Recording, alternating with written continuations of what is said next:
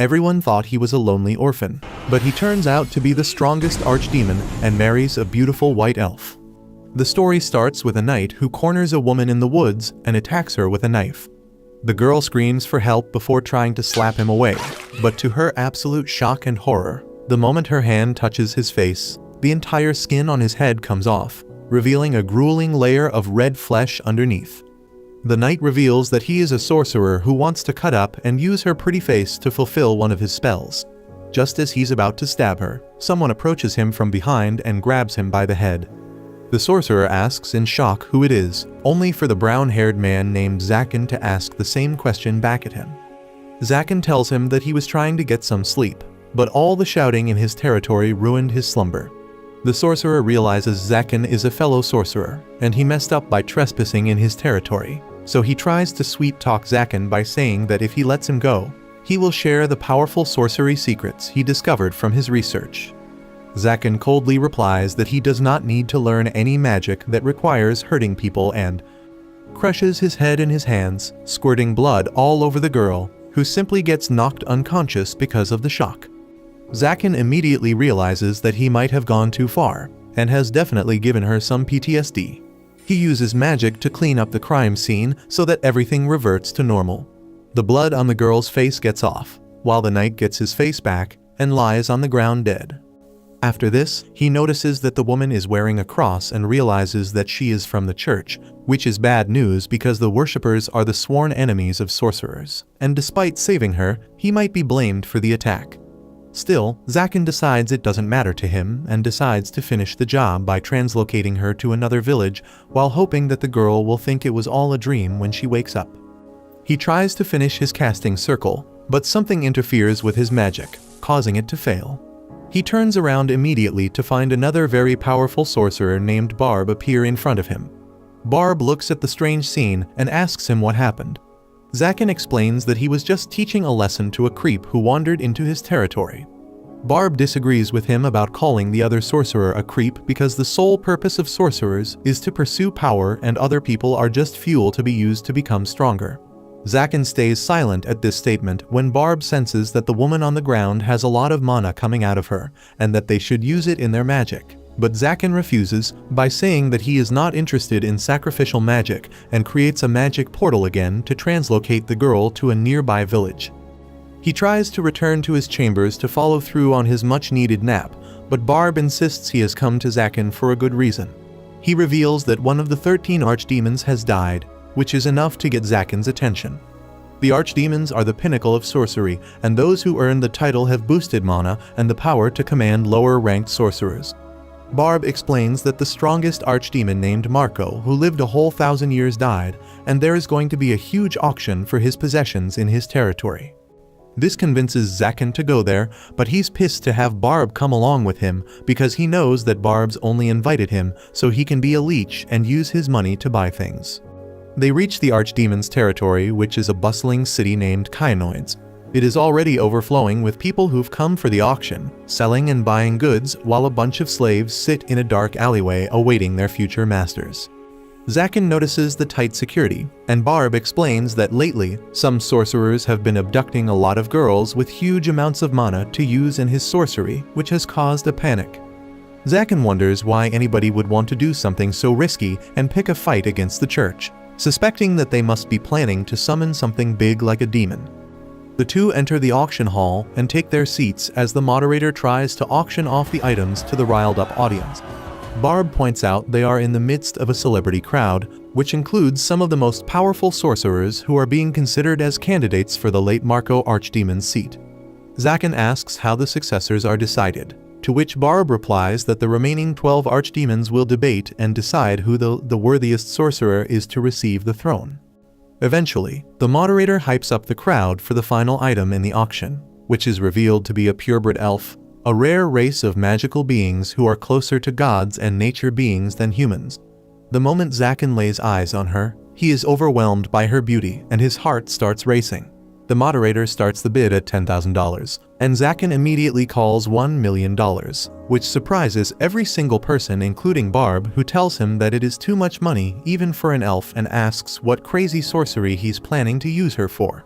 Zakin merely gives a smile so unsettling that it even creeps Barb out. He immediately jumps down to look closely at the elf and notices a chain around her neck. The moderator tells him it must be there to stop her from escaping, but nobody has been successful at breaking the collar. Later that night, deep inside the forest where Zakin's castle is, he decides to try and have a conversation, but his years of being an incel have made it impossible for him to learn how to talk to women.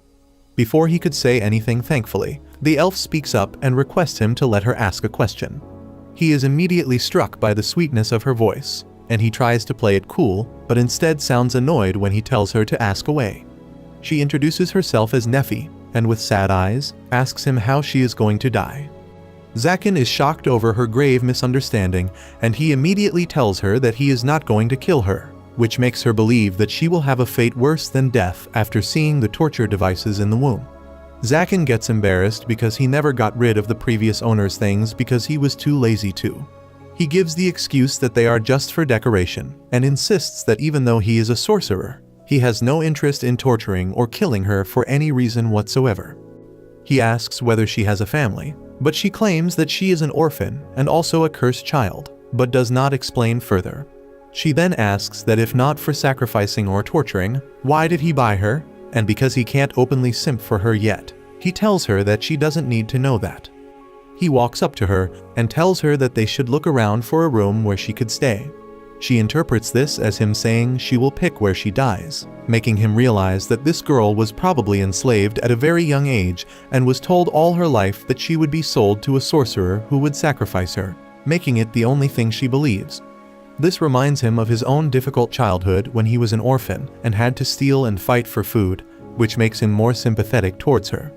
He tells her that he wants her alive because he needs her, which surprises her because no one has ever told her that they need her. He then starts taking her upstairs and asks her if she is scared of heights. She tells him that SH will let him hang her any way he wants, but the baffled Zakin yells at her to shut up about torture. She apologizes for her old habit and suddenly slips, but he catches her arm and drags her upstairs. Finally, he opens a room at the top of the tower and claims that she could have it only to be horrified as he sees a guillotine machine and a pile of skulls inside. She gets confused by his mixed signals and again offers her head, but he quickly creates a small energy blast and completely destroys everything inside the room, leaving it empty. They both go inside and Nefi for once seems interested as she goes into the balcony to look at the moon. Zakin is relieved to see emotion on her face, but is disappointed that he can't use sorcery to get the moon for her. Suddenly, Nefi asks whether she could stay in this room and Zakin happily agrees, starting their friendship. Nefi wasn't able to sleep in her room because it was so inhospitable, so she slept by Zakin's throne while he was unable to sleep due to nervousness as he has never been this close to a girl before. By the time sun comes up, he decides to get some breakfast while Nefi finally stirs awake and folds Zakin's cape, which she used as a blanket. Zakin soon walks back with some breakfast while Nefi immediately greets him with a good morning. It turns out that no one has greeted him before, so he gets confused as to what he should say in return and simply tells her that he got food with a scowl and immediately regrets it. They both belong to the floor gang and start chowing down while Zakin thinks about why he is such a big failure. Nefi notices that he is eating the same thing as she is, which confuses her, and she asks about it. This makes him realize that the food that he is eating is way too plain and only slaves and pigs eat like this. He realizes that he will always be a disappointment and starts eating the piece of jerky again when he suddenly remembers that this is the only food he has ever known in his life because when he was a young orphan, this was all he could afford, and maybe a piece of moldy bread. He wonders what kind of food normal people might eat when suddenly Nefi speaks up and asks permission to cook food for him. This takes him by surprise as he never imagined he could ever get an anime waifu who would cook him food. He immediately dons his cape and tells Nefi that they are going into the town to get some groceries. They soon call an Uber, but he suddenly realizes that he has no money as he used every single penny to buy Nefi. He immediately acts like a health freak mom and tells Nefi that they are going to walk. He starts thinking about ways to get money and wonders whether he should just threaten the cab driver, when suddenly he hears a bunch of commotion and turns around to see a bunch of robbers robbing the Uber guy on knife points. They start capturing the passengers to sell them into slavery. When Zakin notices that this seems to be triggering Nefi's PTSD, as she also probably got enslaved like this, he decides to show Nefi how cringe robbers are, and uses his magic spell to send a blast of lightning as a warning, which scares the shit out of the goons, who immediately decide to rush him at once. A fat-ass fatty tries to attack him with his axe, but Zakin styles on him by stopping his blow with 2 fingers before shattering his axe into small pieces. He then pretends to punch the goon, but flicks him instead, which is enough to blast him back on top of another robber. The hooligans start crying like little b****s just like any other bully, and call for help, when suddenly a sorcerer emerges from thin air. It turns out that these goons hired the sorcerer to help them, and the hooded idiot immediately tries to scare Zakin by producing a magic circle filled with burning hot flames. But our archdemon is completely unfazed, and swipes away the entire flame wall without any effort. This surprises the hooded idiot, who immediately tries to land a follow-up attack. But to his surprise, his magic circle has been nullified, and now is in Zakin's control, as he simply walks ahead and uses a single finger to bring a lightning blast so extremely strong that it leaves a crater behind at the place where the hooded guy was standing. Then he turns towards the robbers, asking them to come at him, which scares the crap out of them as they start running away. He then turns towards Nefi again, hoping to impress her, and says that she shouldn't be worried about these bullies, as everyone knows they are lame. To his utter surprise, the people near the cab immediately start thanking her for saving them, while the disgusting furry gives him a bag of silver coins as a thanks and also asks him to give them his protection for the rest of the way to the town. He can't believe that money can be earned this easily, as he remembers that he has destroyed a lot of robbers in his hood, but no one thanked him before, but immediately realizes that it is all because of Nefi, as he looks less scary with a cute girl. On the way to the town, Nefi asks why he helps these people, and while trying to say something smooth, he ends up making a fool of himself once again. Upon reaching the town, he starts thinking where to go when he realizes that he doesn't know anything about the stuff that girls need for daily life, and even if he asks Nefi what she wants, she won't demand anything. He suddenly notices a tailor's shop and decides to head inside alongside Nefi, as the furry shopkeeper immediately gets scared after seeing a sorcerer come in. Zakin is pretty used to this, so he simply pulls Nefi forward and tells the furry to get a dress for her. The furry is entranced by her beauty, but also notices the slave collar around her neck. She acts all cheery and takes Nefi back into the changing room before dressing her up in an extremely skimpy dress which my ex wore when she went to meet her guy best friends. Zakin gets embarrassed and tells the furry to immediately put some clothes on her, otherwise he will burn his shop to the ground. The furry immediately goes back in and soon comes out with Nefi dressed in a beautiful maid's outfit. The furry explains that the dress is made up of high-quality silk, while the boots have healing properties for her. Zakin asks whether she likes the dress, and for once Nefi tells him that she does like it. After buying the dress, they head over next to a blacksmith's place, who also gets scared of him, but feels better after looking at the pretty Nefi. He tells the smith that he wants him to remove Nefi's collar, which surprises the smith a bit, but he looks at it regardless, before telling Zakin that the collar has strong magic and cannot be removed very easily. He then tells Zakin that the collar shouldn't be removed forcefully, as it might end up killing her. He asks what could be the best way to remove it, and the smith tells him to look for the original key. Zakin remembers that even the moderator at the auction didn't have the key either, so it might become a problem. Zakin thanks the smith and gives him some money, but the guy refuses to take payment and reminds him that once he got attacked by a bunch of robbers while he was pulling up to Zakin's crib, and at that time he saved his ass and destroyed the robbers, while the smith and his daughter were too scared to even thank him properly and just ran away. Zakin tells him not to worry about such small problems and leaves alongside Nefi. By the time they get all of the grocery items, it's already evening, so Zakin decides to eat out tonight and takes Nefi to a nearby restaurant. They both sit down together at the table, as food is brought up to them, but he notices that Nefi seems very uncomfortable. She reveals that all her life she has never eaten like this, while Zakin thinks how alike they are in terms of their childhood. He reassures her, and she tastes the small tomato, which blows her mind away, and to thank Zakin, she also feeds him with her own spoon, while Zakin feeds her as they start acting like clingy, love-struck teens. The other customers laugh at them, which makes them insecure, and they quickly leave into the night and head back to the castle. The next morning, Zakin wakes up to find Nefi standing in front of him with a smile, asking whether he would like to have some breakfast. Zakin gets up surprised but happy, asking if Nefi really made food for him, and she tells him that she did, and it's in the dining hall. He starts walking ahead. He is stunned the moment he sees the dining hall, as it looks straight out of a fairy tale, as it used to resemble a graveyard, but Nefi renovated and cleaned it completely. He walks towards the chair only to see a piece of freshly baked bread on the table, which surprises him as they never bought bread. But Nefi replies that she made it fresh for him. He gets really excited to taste her food and sits down while she pours out some tea for him. He asks whether she has eaten already, but she shakes her head, so Zakin tells her to join him on the table. But she replies that she only made food for him, as she forgot to make anything for herself.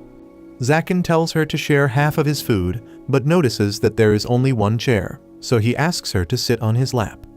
They both get embarrassed, but Nefi finally sits on his lap, as he feeds her from his own hands, while she returns the favor by feeding him some soup as he tells her that they will be eating all meals together from now on. A couple days pass by and Zakin was busy reading books while perched on the stairs in his library, when Nefi comes in and asks what he studies all the time. He tells her that it is sorcery and magic spells that he is learning and points towards some magical figures on a paper.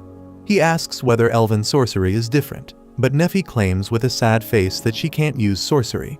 Zakin finds it weird as she has a lot of mana compared to any normal person, but proceeds to show her the basics by drawing a magic symbol and channeling some of his mana inside to create a small bolt of lightning.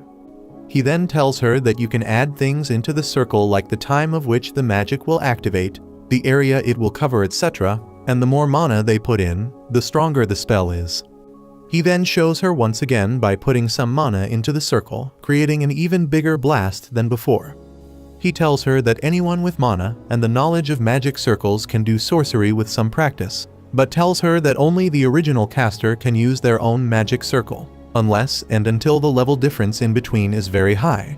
Then the person with the higher level and mana pool can take control of the weaker person's circle. She then asks why has he been drawing only on the outside of the circle and not inside.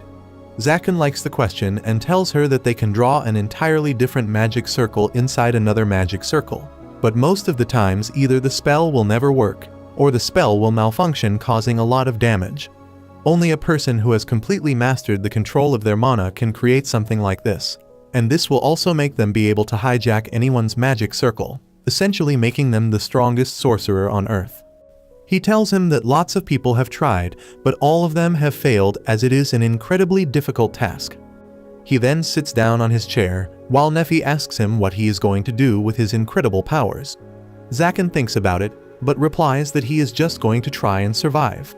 He continues to tell Nefi that when he was young, he had no money or friends that could help him.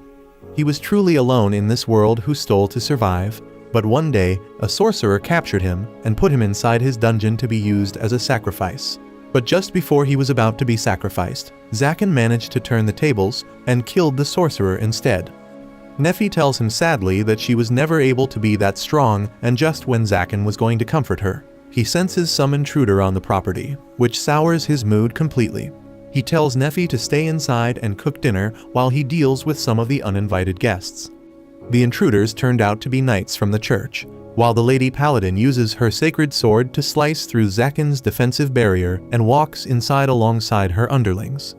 Zakin immediately appears in front of the gate with a bang and starts trash-talking the church, which pisses knights off, but the Paladin stops them from doing anything. Zakin realizes that the Paladin looks similar to someone he has seen before, while he notices that she possesses one of the 12 sacred swords that are incredibly strong and a symbol of the church's power. He suddenly realizes that the Paladin is the same girl who he saved the other day by that weird faceless molester knight, and thinks about how he would have killed her if he knew she was a Paladin. Zakin tells them to piss off and uses a basic magic spell at the Paladin, but one of the knights immediately jumps forward with his shield and blocks the attack. Zakin knows that he didn't use his full power, but he was still impressed by the knights. The black-haired shield guy shouts at him for attacking them, but Zakin insults him to his face, angering him as he swings a huge axe at him, only for Zakin to hit him with a magic punch, shattering his armor and blasting him away. He tells them to leave his property immediately, But the blondie doesn't listen and try to swing his sword at him, only for Zaken to snap the sword in half with his fingers, and as he then flicks the man in the head, knocking him out. He puts his foot on the knight's face and tells the paladin to stay at her place, otherwise he will crush this one's face. She puts her sword down and asks why is he trying to torture them instead of killing them. Zaken replies that if he kills them the church will send someone else, but if he hurts them, they will tell the story to everyone and people will start fearing his powers. The paladin realizes that Zaken is bluffing as he doesn't want to kill anyone, so she takes her sword out and swears to kill him. Zaken creates a magic circle, but she rushes forward and slashes the circle in half, surprising Zaken with her strength. She keeps running forward while attacking, but Zaken calmly dodges all her attacks and tells her that he doesn't fight women, and also because she reminds him of Nephi. She calls him evil just because he uses sorcery and vows to destroy all the sorcerers, while Zaken calls her hypocrisy out and claims that she is using her powers to kill sorcerers without caring for whether they are innocent or not, which makes her the evil person. The girl gets triggered and rushes forward with an attack, but Zaken dodges and puts his feet on the sword. The paladin is able to get it free and thrusts the sword at Zaken, but he manages to stop it with his magic and grabs it in his hands. The paladin, however, is very strong and simply flings Zaken in the air and towards a tree, hurting his hands. She then immediately rushes forward to finish the job, but Zaken dodges the strike and grabs her blade. To his surprise, she whispers to him that he needs to pretend that he got killed by her, otherwise the church will never let him live in peace and send another stronger paladin to kill him. Zaken asks why he should believe a paladin, and she replies that he didn't kill her men, and also saved her life before. Zaken realizes that if anyone finds out about this, she will die a horrific death at the church's hands. He was contemplating whether to accept the offer when suddenly Nephi came running out towards Zaken. He shouts at her to get back, but he is too late as one of the knights throws his spear at her, thinking that she is a sorcerer as well. Zaken rushes forward and pushes her out of the way just in time, while the spear stabs him in the hand. He takes the spear out when he suddenly feels a very strong presence. The trees around them start moving as Nephi stands up with anger burning in her eyes and tells them that they will pay for hurting Zaken. Suddenly roots start coming out of the ground and catches the knight before lifting him up in the air. Zaken tries to stop Nephi, and when she finally snaps out of it, she is horrified to see that she almost killed all the knights and the paladin as they look at her with fear in their eyes as they finally saw what Nephi was capable of. Later that night, Nephi bandages Zaken's hands as he thinks about how the paladin apologized for getting Nephi involved and left afterwards. He then turns towards Nephi and asks why she didn't tell him that she could use magic. She responds that it wasn't magic, but something called mysticism. Zaken remembers reading about it, but thought it was just a myth because it defies all laws of magic. Nephi continues that she is the only elf who could use this because she was cursed when she was born. She is the only elf who had white hair and was able to talk to animals and trees alike, and because of that people called her a freak and hated her. One day their village got attacked and all the villagers told her to defend the village with her freak powers, but she decided to surrender while the entire village was slaughtered. She tells Zaken that she felt happy when the villagers who tormented her the entire life were getting killed, and then cries about how bad of a person she is to think like this. Zaken, however, tells her that he thinks she did very well, as if it was him, he would have killed all the villagers and the attackers himself. She was expecting him to kick her out of the castle when he realized that she was cursed, but instead, he holds her face and tells her that she will always stay with him as he can't live without her food anymore. Nephi starts crying out of relief while Zaken tries to comfort her. After a short while, Zaken is finally able to quiet her down and they both sit opposite to each other. Nephi feels pretty embarrassed for crying like that in front of her master, but Zaken reassures her that he liked how talkative she was today, whereas usually she doesn't speak much. Nephi's attention gets drawn to his hands, and she asks whether they are really badly damaged. Zaken finally remembers about his hands, but claims that they don't seem to hurt anymore. He takes out the bandages, and to his surprise the wounds have disappeared completely. He asks Nephi whether this was her doing, but she refuses, saying that she didn't do anything. Zaken realizes that Nephi has a lot of dormant powers, and she must have healed him unknowingly when he was holding her head in his arms. He thanks Nephi for healing him, which seems to stun her for a bit. Zaken asks whether everything is okay, and she replies that he has never thanked her before, that's why she was caught off guard. Zaken feels terrible as he realizes how mean he must have looked to never say a word of thanks when she was cooking and taking care of him every single day. He immediately apologizes to her, but she claims that he is her master and is never really supposed to say thanks or sorry. Later that night, Zaken rests on his throne thinking about the long day that he just had, when he spots Nefi standing behind a pillar. She looks at him with an embarrassed face and asks whether he would like to sleep with him. This catches Zaken off guard, who doesn't understand why would a beautiful woman like her ask him to sleep with her. He confirms with her whether she knows what she is saying. Nefi innocently replies that there is only one bed in the entire castle and that two Zaken has given to her so that she can sleep comfortably, while he stays all night on his uncomfortable throne, and she thought it might be more comfortable for him to sleep in the bed with her. Zaken thinks about how pure Nefi is and then tells her that he stays up on the throne all night to make sure the barriers are maintained and no enemies try to sneak in the castle, hoping to catch him off guard. She quickly understands the situation and sits down on the floor, asking him to lay his head on her lap so at least he can be a bit more comfortable than he is on the chair. Zaken can't believe that he is being offered a lap pillow, and knows that only an idiot will refuse a lap pillow, so he gladly accepts. He asks why is she so nice to him, and she replies that even after knowing that she is cursed, he still told her that he wanted her by his side, and also accepted his mystic powers, which she can't thank him enough for. Zaken tells her that she never needs to thank him for anything before putting his hands on her cheek as he asks whether she wants to learn how to use magic properly.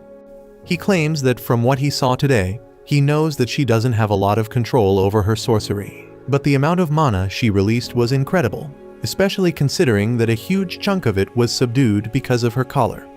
He can't promise that learning basic sorcery would help her gain control over her mystic powers, but at least she will be able to defend herself better.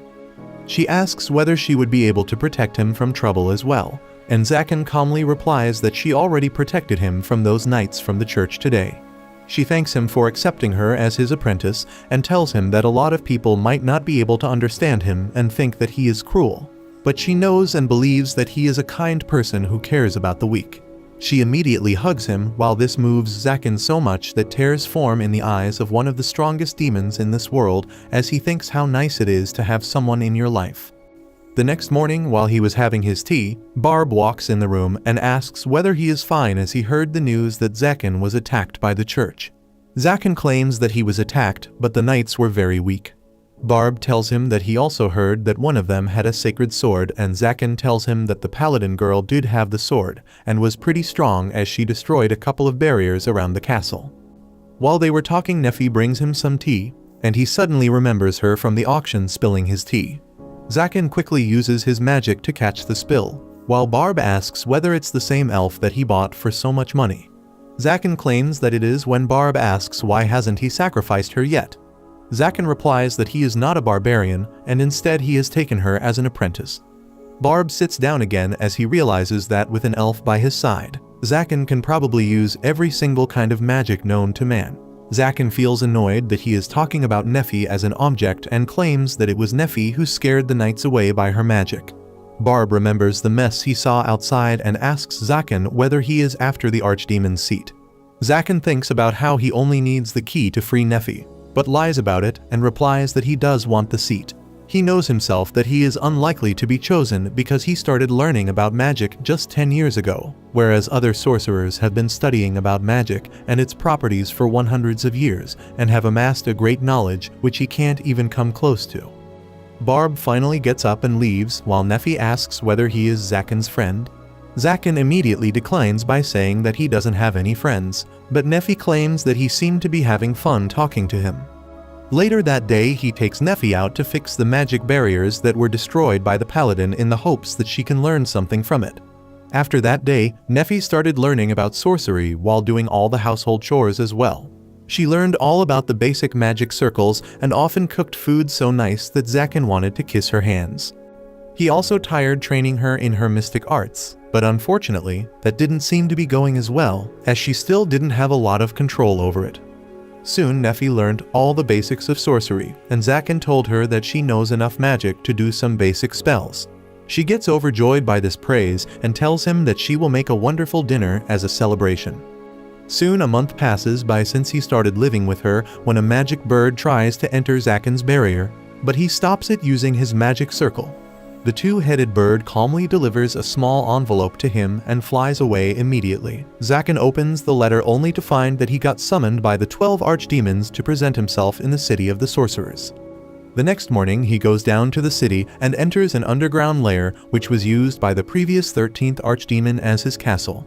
He enters a huge door only to find it completely jam-packed with all kinds of sorcerers.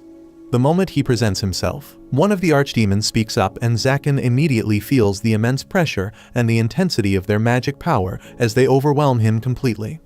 They start talking about how young he is, when Zaken pulls himself back together and with a fake bravado asks the archdemons whether they brought him here just to waste his time or do they have something to say to him.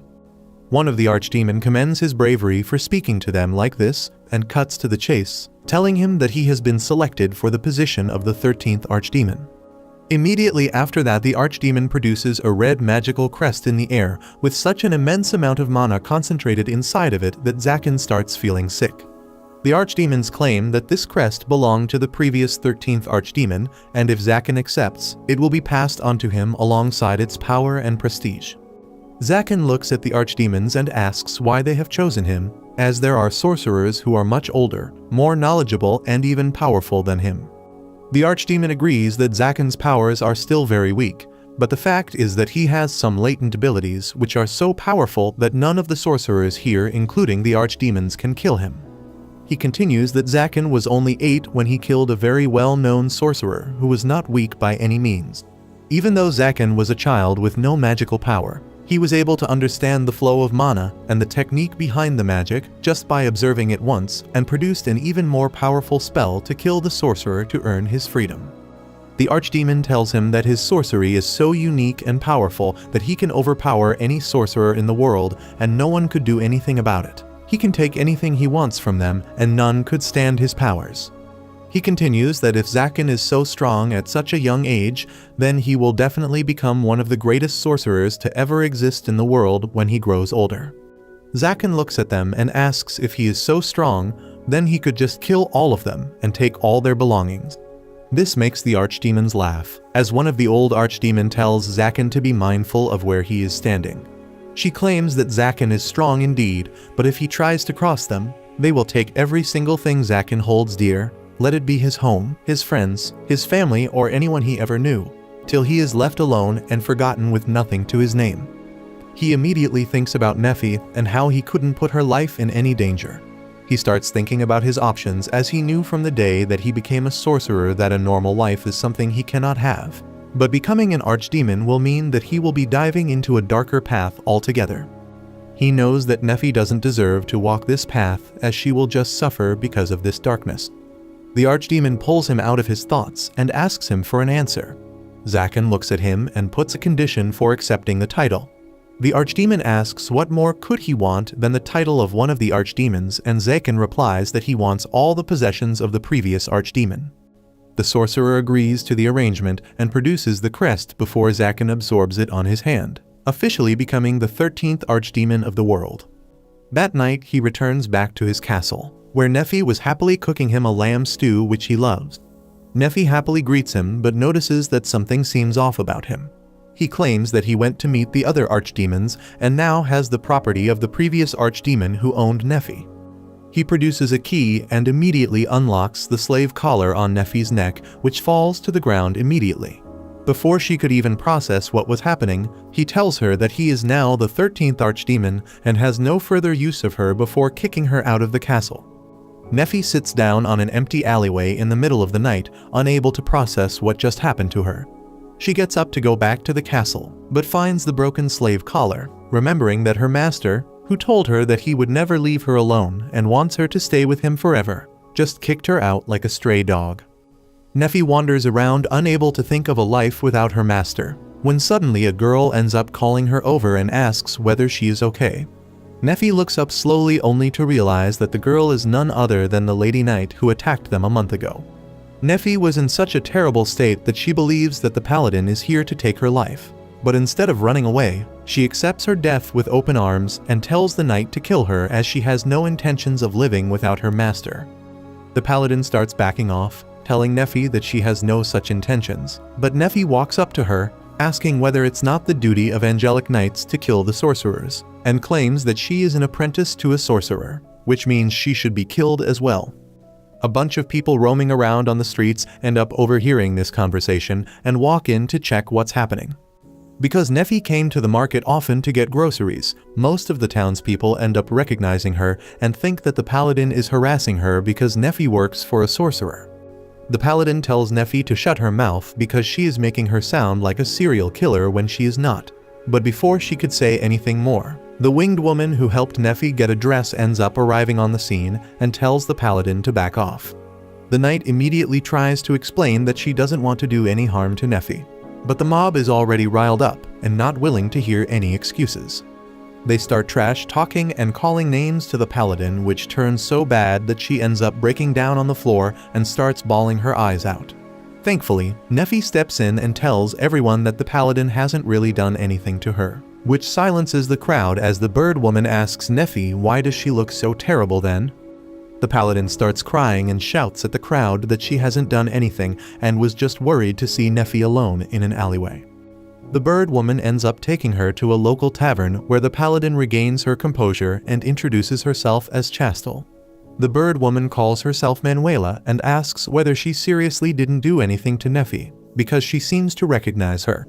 Neffy stops Manuela and tells her that even though they were fighting, Chastel never tried to hurt her and it was one of her subordinates that attacked.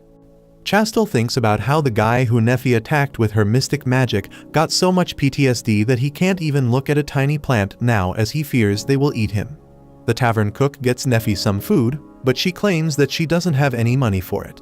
Manuela tells her to eat up as she will take care of it, but tells Chastel that she will have to take care of her own food. Neffy tries the food and it makes her remember the lamb stew that he cooked for Zakin with so much love, and tears form in her eyes immediately. She starts crying completely while Chastel asks whether she did something with a worried look. Neffy tells her that she got kicked out by Zakin and starts bawling her eyes out as both Chastel and Manuela run over to comfort her. Manuela manages to console her, and after finishing her food, Neffy tells them about what happened. Chastel tells her that she thought he was a half-decent person, but now it seems like he was just using Neffy for his own benefit. Neffy, however, defends Zakin and claims that he is not that kind of a person. Manuela asks what happened before he kicked her out, and Neffy tells them that he came home and told her that he has become an archdemon. This surprises both of them, and they explain to Neffy that this entire town was more or less run by the 13th archdemon, who was a pretty decent person. But after his death, things started getting bad and girls started getting kidnapped by sorcerers to use as a sacrifice. Chastel claims that the church believes that the archdemons are their sworn enemies, but there are only 12 sacred sword, whereas the archdemons are 13 in number, which means the knights are at a disadvantage. To get an even playing field, the church tries to attack the newest member of the archdemons because they haven't gained a lot of powers yet, which means that they are easier to kill. Neffy wonders whether that is the reason why Zakin sent her away, but Chastel breaks her thought and asks whether she thinks Zakin is capable of kidnapping girls and using them for sacrifice. Neffy quickly defends Zakin, claiming that he has no interest in using anyone for sacrifice and spends most of his time reading books on magic. Chastel ends up believing her as she remembers that Zakin was holding back a lot when he was fighting her just because she was a girl. She tells Neffy that when she first saw him, it looked like he was sad and needed help and compassion from a different person. Neffy completely understands what Chastel was talking about as she remembers how happy he was when she was with him, and thinks to herself that he might need her help to feel happy again, and gets up from her table, claiming that she is going back to Zakin. Both Manuela and Chastel get up and ask whether she will be okay going out alone. Neffy claims that she needs to go regardless, because even though Zakin is super strong and no one can defeat him very easily, he still can get hurt, and no one in this world can stay happy if they are left all alone. She turns towards them with newfound inspiration and claims that she wants to be there to support her master in his time of need. Chastel smiles and tells her in that case she will go with her and do her duty as well. Neffy gets worried and asks whether she will fight him again, but Chastel immediately tells her that she is just going to escort her to the castle. Moreover, she claims that there is a sorcerer who is using the name of Zaken to commit crimes, framing him in the process, and she wants to figure out who this evil sorcerer is. Suddenly, the door of the tavern opens and the 3 knights that accompanied Chastel before appear inside. They immediately get scared to see Nephi there, and the guy with PTSD gets a stroke and falls to the ground. Suddenly, the entire surrounding starts getting devoured by a darkness that no one can get away from. The darkness covers Nephi while Chastel ends up pushing Manuela away, saving her as she flies outside. A strong voice booms from the darkness that claims to be Zaken, and tells the knights that he is going to take both the girls back to his castle and sacrifice them to increase his powers. Meanwhile, Zaken looks at the moon remembering Nephi, while some knights from the church crawl on the ground, totally helpless against the archdemon. They can't believe that even 3 high-ranking knights together can't even win with a surprise attack against Zaken. He turns around and tells them that they are not very strong, and moreover, he didn't even have to do anything as they simply fell for the trap that Nephi put when she was training. This makes him feel sad, but he reminds himself that this is for the best, as now no one will try to harm her, and she has made enough friends in the town that they will help her. He starts moving back to his castle, when one of the knights grabs onto his legs and tells him not to hurt Chastel, as she is the only one who thinks that he is not the real kidnapper. Before he could make sense of this, Manuela ends up jumping on top of the knight who starts bickering with her.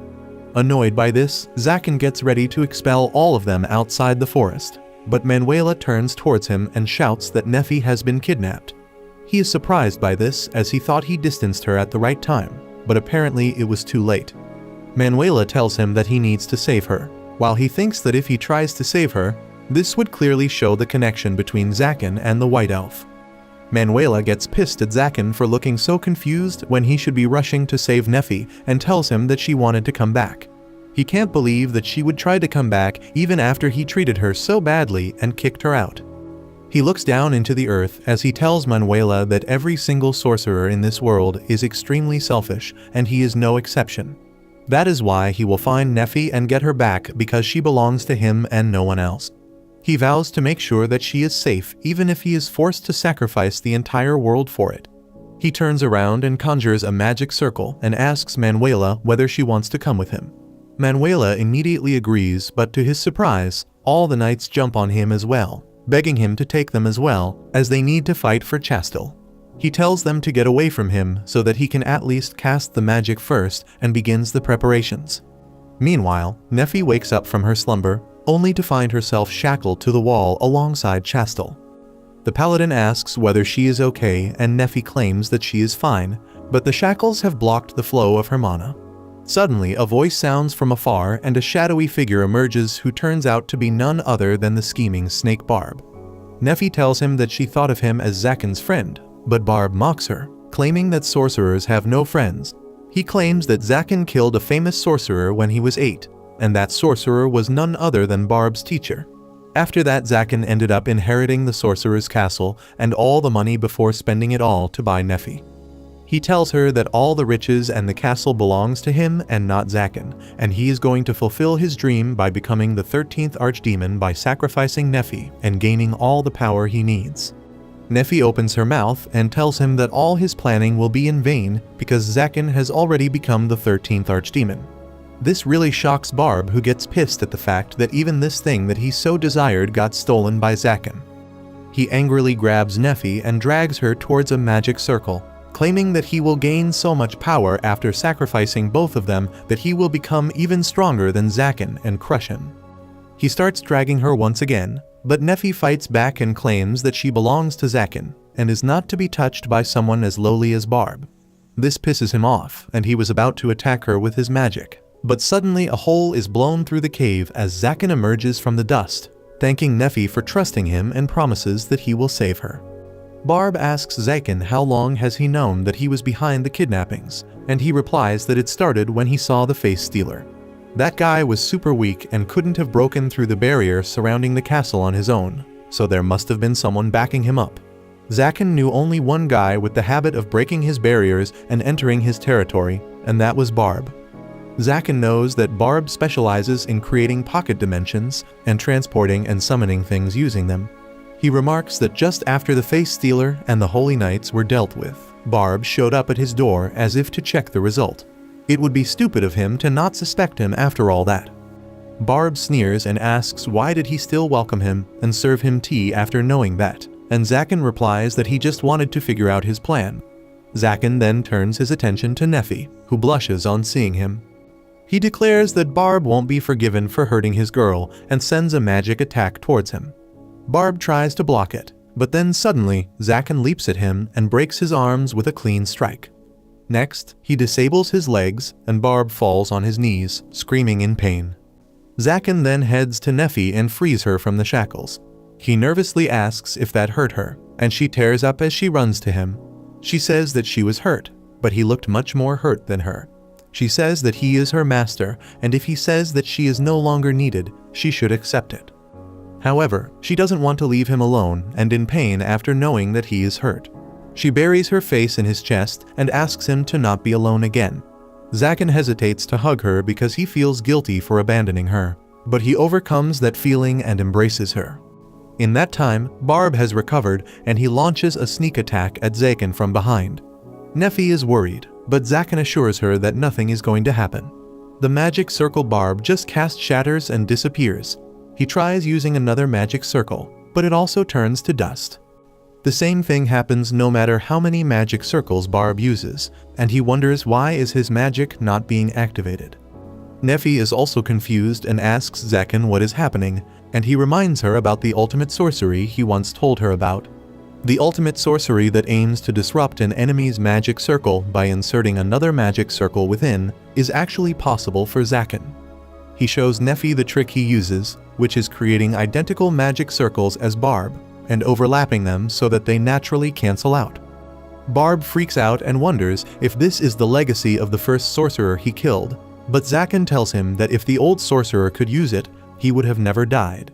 He recites the story of how he was 8 years old when the man kidnapped him, and he memorized the magic circle he used that time. Zakin claims that in a desperate attempt to save his life, he drew that circle on his palm with his blood, uncertain if it would actually work.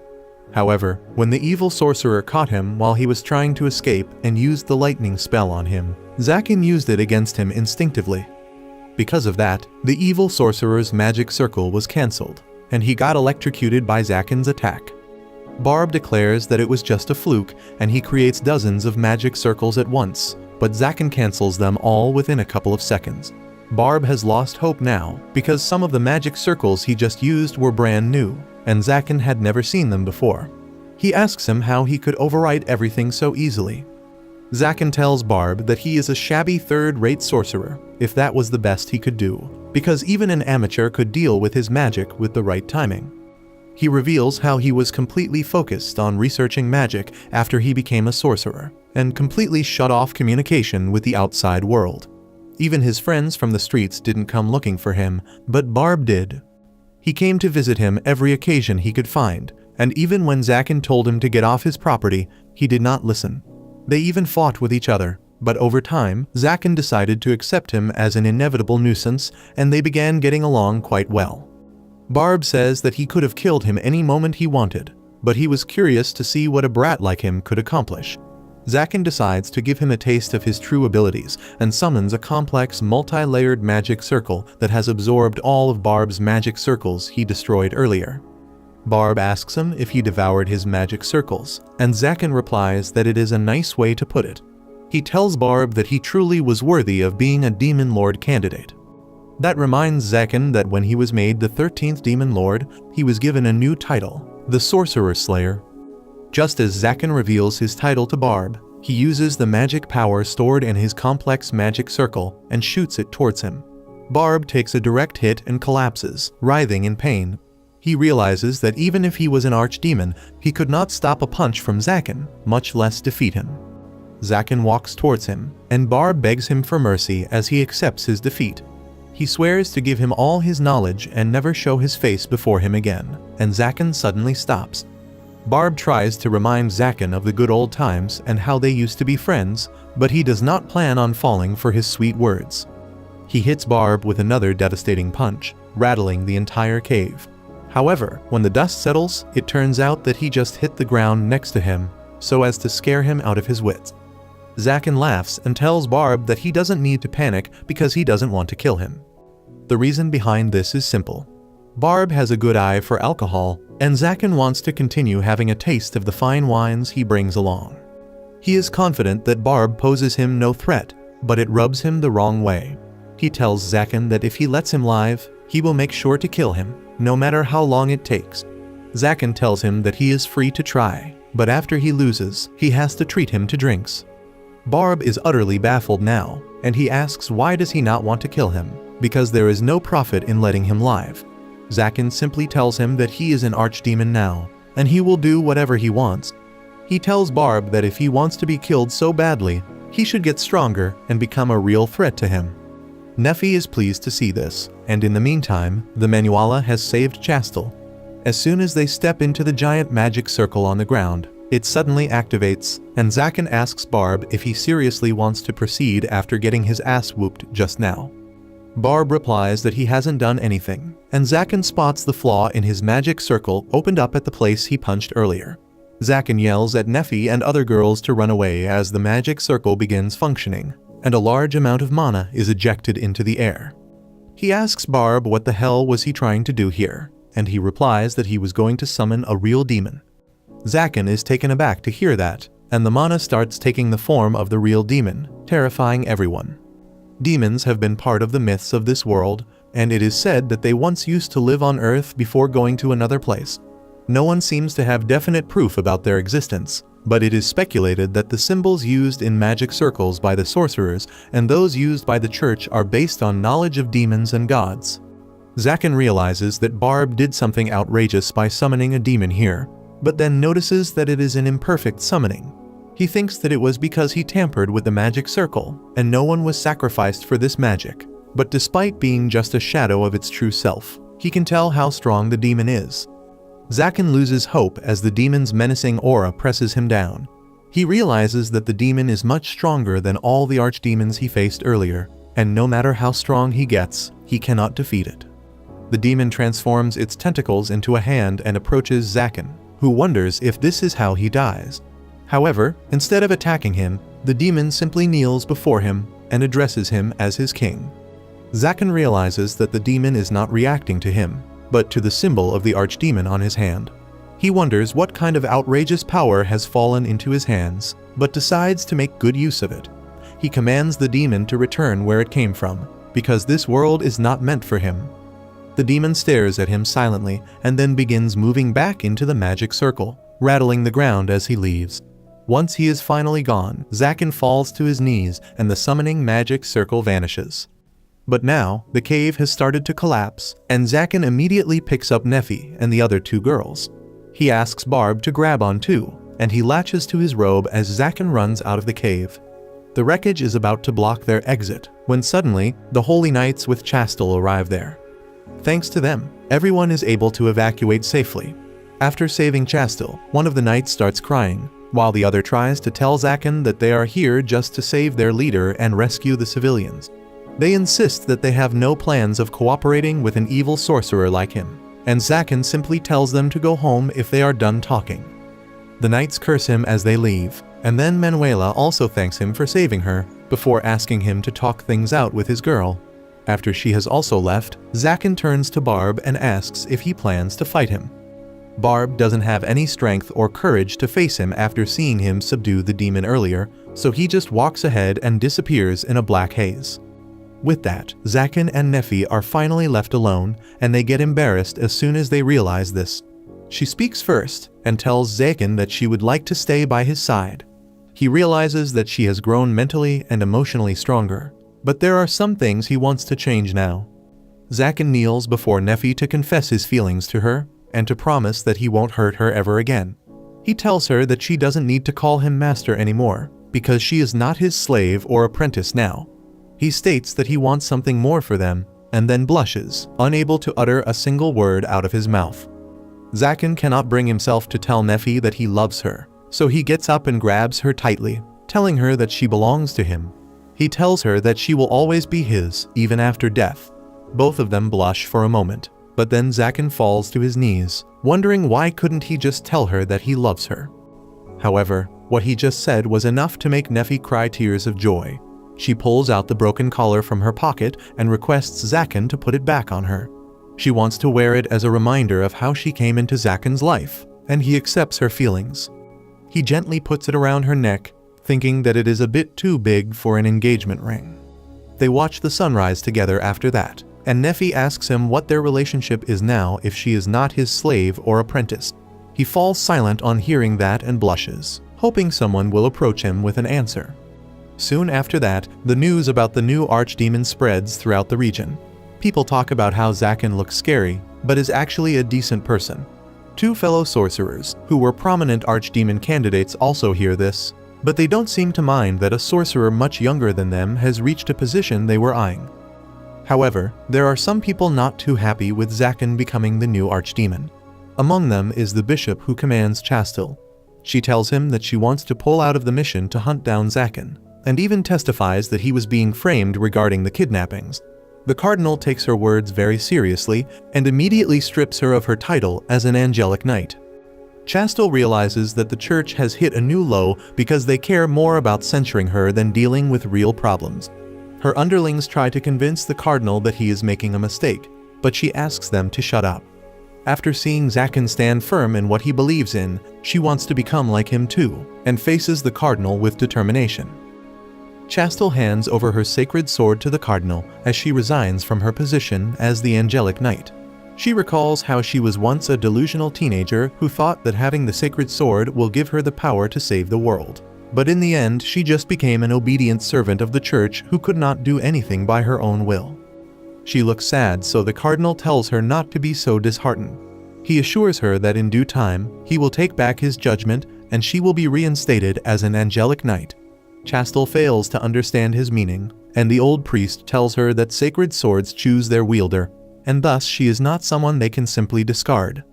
He puts his hand on Chastel's shoulder, promising that he will try his best to resolve this issue. However, the cardinal cannot offer her more than political protection right now. He tells Chastel that the most powerful sacred sword user named Raphael is heading towards them, and she freaks out on hearing the name. She knows Raphael as the strongest as well as the most ruthless angelic knight, and she is certain that he is coming here to dispose of her as a traitor to the church. On the other hand, Zaken is busy reading books in his library to find out more about the crest of the archdemon on his hand. He decides to take a break because he can't find anything. And then suddenly, Neffy enters the room. She is walking as silently as she can, and Zaken lets her try to surprise him. However, as she tries to close his eyes, she finds that it is impossible because he is standing on a letter. Neffy turns red on realizing that she failed, and she has no particular reason about why she wanted to surprise Zaken.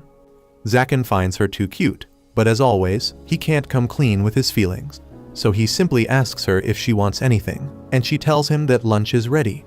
She has prepared a full-course meal for him, and Zaken is awestruck on seeing that. They both sit down to eat, and the very first bite of the food sends them to Wonderland. After that, he tastes the pudding she made, and gets blown away by its taste as well, when he suddenly notices the barrier around his castle shattering. Zaken tries attacking the intruder from a distance, but he protects himself using a barrier. The intruder is a strange lizard-like human, who uses a powerful magic spell to break through the castle's gate. He quickly makes his way to the dining room, and even Zaken is low-key impressed that he managed to pass all the traps he laid in the way. The armored lizard man is a powerful magician named Valefor the Apparition, whom Zaken saw on the day he bought Napi in the auction. Valefor wants to kill him and take over the position of the archdemon, but Zaken coldly tells him to wait because he is enjoying his lunch right now. Valefor is taken aback for a moment, but then he unleashes his scaly arm, ripping apart his armor in the process. He attacks Zaken, who blocks his punch effortlessly, and when the lizard dude opens his face to fire a magic beam at him, he simply knocks him out with a palm strike. The lizard helmet falls off, and Neffy goes to check up on Valefor. Zaken tells her to let the bastard stay unconscious on the floor, but she tells him that it is a girl. Zaken sees that the real magician inside the armor was just a kid, and he freaks out on realizing that he smacked her unconscious. However, as Neffy assures him that the girl is not in any danger, he is relieved. He carries Valefor on his back and takes her to their spare guest room. The girl soon opens her eyes, and the first thing she does is punch Zaken, who blocks her puny little fist with ease. He tells her to thank Nephi before doing anything, because she is the one who convinced him not to kill her. Valefor asks him why is he letting her live when she tried to kill him, and Zaken simply says that it was because Nephi wanted to save her life. He then asks her why she attacked him in the first place, and Valefor nervously tells him that she wanted power because she is too weak. She knows that Zaken is the newest archdemon, and she had also heard about his reputation of canceling magic spells, so she thought that if she didn't use any spells, she could beat him. Zaken agrees that her plan was solid because he could not have countered her racial skills with his techniques. By her strong, scaly arm and the magical breath she was trying to fire, he has understood that Valefor is a dragon. He knows that dragons can live for thousands of years and wonders why did the girl feel the need to attack him then. However, as he sees her shiver nervously before him, she reminds him of his past. He also used to go after easy-looking targets to steal food and often got caught and beaten. That is exactly what has happened to Valefor now. Zaken knows that there is only one correct response to her actions in that case. He declares that Valefor will be punished for trying to attack an archdemon, but her punishment is just to assist Nephi in the household work for 1 week. Both Valefor and Nephi are shocked to hear this, but Zaken just wants to teach the dragon girl some manners and decency, even if she wants to be a villain. Valefor timidly asks him if he isn't going to eat her, and Zaken is perplexed. Her voice trembles as she remarks that humans believe that eating dragon flesh can make them stronger. Nephi is astonished on hearing this and asks Zaken if this is true, and he says that there are many ancient legends about how using dragon parts can greatly strengthen humans. He simply tells Valefor that eating a puny little thing like her would only give him a bad aftertaste, and she is on the verge of crying. Zaken is flustered because Valefor couldn't understand that he is a tsundere. He recalls his past in the streets, where older kids used to share food with him when he was beaten for stealing. Zaken immediately asks Nephi if they have any leftovers, and she brings some soup for the dragon girl. Valefor doesn't want his charity and plans to throw the food, but Zaken threatens her that he hates people who waste food. He threatens to kill anyone who wastes the food Nephi cooks, and the dragon girl is scared into submission. She reluctantly takes a bite and immediately likes it. She quickly finishes the soup and Zaken tells her to start assisting Nephi after this. Valefor asks him if he is okay with letting her be alone with his girl because then she could hurt her or escape. Zaken tells her to suit herself, but warns her that messing with him will be dangerous, especially since he now knows her secret. He also warns her that Nephi is much stronger than her. Even after all the tall talk, Zaken is worried that things might become dangerous, so he cautiously spies on Nephi and Valefor doing laundry. They seem to be getting along quite well, and Valefor remarks that if Zaken had a wider mouth, he would be considered handsome by dragons. She is afraid of Zaken's strength, but Nephi assures her that he is not a person who misuses his strength on the weak. Nephi then asks Valefor her future plans, and she says that she must become stronger by any means possible, but she can't dare to attack any other archdemon now. They keep talking and Valefor eventually reveals that she has no home to go back to. Even Zaken feels bad for her after listening to that. Over the next few days, slowly starts getting accustomed to working with Nephi, while Zaken's investigation about the archdemon crest and true demons has not produced any result yet. Valefor comes to call him for dinner, and they soon sit down to eat. In the middle of the dinner, Valefor abruptly apologizes for ruining Zaken's lunch when she invaded his castle. He finds her cute, but doesn't react too much. He then tells Nephi that he is going to investigate the former archdemon's base again, and he will take the girl with him. She is flustered on hearing that and asks if he really intends to share the knowledge of the previous archdemon with her. She asks what if she steals the techniques and knowledge from him, and Zaken simply tells her that those things are meant to be stolen. Valefor doesn't understand why he is doing this, and Zaken tells her that it doesn't matter to him that she is a long-lived dragon or a strong magician. For him, she is just a kid, and he won't mind if she does as she pleases in his home. Valefor starts crying, and Zaken nervously ruffles her hair, telling her to stop crying and resume eating. He then tells her that if she works for him, it will be better because no one will try to attack an archdemon's underling. Valefor blushes as she accepts his offer. She falls asleep as soon as they take her back to her room, still holding her spoon. Zaken takes the spoon from her hands, but Veilfur unconsciously grabs his finger and calls him daddy. Neffy smiles at Zaken and says that it seems they have a kid now. He takes a couple of seconds to react to that and turns red, and Neffy takes a few more seconds to realize the implications of what she just said. Both of them are too flustered and try to come up with excuses, but after they calm down, Zaken holds Neffy's hand, thinking about how he would love to start a normal family with her. It's been a week since Veil came to Zaken's residence, and she has been pretty well settled here as she stays with Neffy as her roommate and helps her do all the daily chores. To her surprise, she isn't treated like a slave as no one tells her to do stuff if she doesn't want to. And moreover, when she completes certain tasks, she is showered with praises by Neffy.